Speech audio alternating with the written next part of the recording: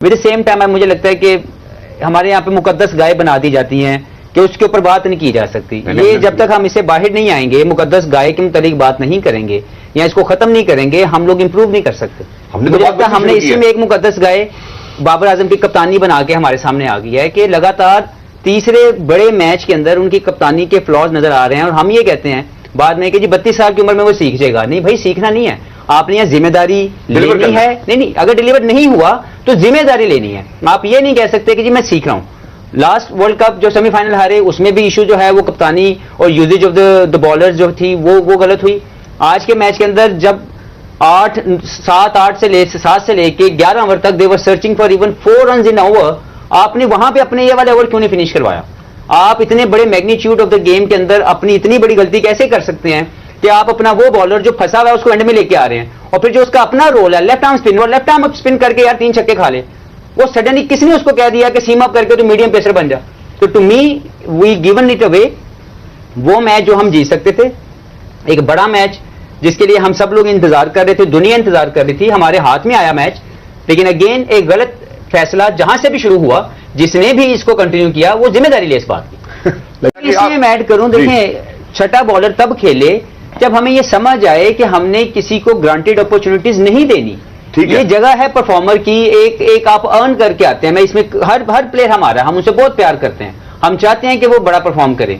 लेकिन आसिफ अली को पिछले 15 से 20 मैच मिल गए और उसकी हीरोइक्स ऑफ 2 सिक्सेस हम इंतजार कर रहे हैं कि वो आएगा और वो हमारे लिए कुछ कर देगा। भाई कब करेगा यार? अगर वो नहीं हो रहा उससे, उसकी बारी 3 ओवरों में आ जाए, उसकी बारी 8 ओवर में आ जाए, उसकी बारी 5 ओवर में आ जाए, आखिरी 6 बॉलों पे आ जाए, इज नॉट डिलीवरिंग। समवेयर समझ जाओ, जो नहीं समझ आ रही तब उसकी परफॉर्मेंस देख के समझ जाओ कि this man is not performing जो हम उससे चाह रहे हैं। उसके साथ भी ज्यादती है और उसके साथ जो वो बंदा जो कहीं ना कहीं बैठ के इस अपॉर्चुनिटी का इंतजार कर रहे हैं उसके साथ भी ज्यादती है। जैसे शान के साथ हुआ, आज शान की परफॉर्मेंस को हम लोग ऑन कर रहे हैं, लेकिन उसके पिछले 9 माह क्यों जाया किए गए जबकि वो रेडी प्रोडक्ट थी। ठीक है, इफ्तिखार अहमद जो है उसको बगैर सेंट्रल कॉन्ट्रैक्ट के वर्ल्ड कप खिलाया जा रहा है। तो कौन था जिसने बंदर बांट की और जो सेंट्रल कॉन्ट्रैक्ट है किन लोगों को दिया?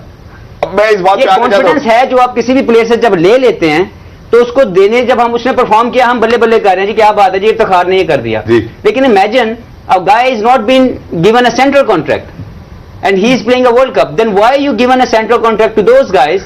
They are not been able to perform at the highest stage. I think, to be very honest, Haris last 2 balls basically given all the momentum into the Indian team and the belief they wanted to. Yes, he bowled well, but it happens in the game of cricket. When you have to lose, then all these things come into play. But I believe the biggest mistake is when a batter were struggling to even score 4 runs in over. Why not you went through with that over that time and kept the main 4 overs from your proper ballers to bowl those last 4 overs, which basically give you more options.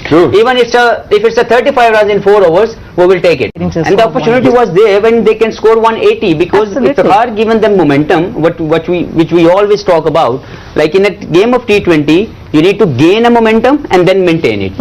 And Iftikhar given it to you, and then after 4 wickets by playing some horrible shots, and then you given everything back to them. And so many overs left. I know. मैं इसी तरह कहना चाहता हूँ कि पिछले world cup में जब हम हारे तो कॉज हसन अली का कैच छोड़ना नहीं था, कॉज शाहीन को 3 छक्के पड़ गए ये नहीं था, कॉज वो था जब दे वर 85 for 5 और हमने अपनी right utilisation of the bowler नहीं की, कॉज वहां पे शुरू हुई। मैं फीस में जरा इसके साथ एक और बात भी जोड़ना चाहता हूँ। Lance, I want to come back to you because now what happens is for example Rashid भाई